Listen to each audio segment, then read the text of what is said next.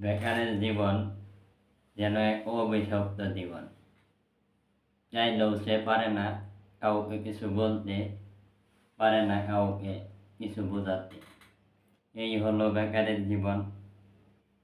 হাজার অপমান অপবাদ সহ্য করে জীবনের সাথে লড়াই করে তাকে বেঁচে থাকতে হয় এই পরিবারে। একটু সুখের আশায় বাঁধবে বলে সুখের ঘর, কত মানুষে করে দিল তাকে পর, তবুও সে হাল ছেড়ে দেয়নি তার আশা ভরসা ভেঙে।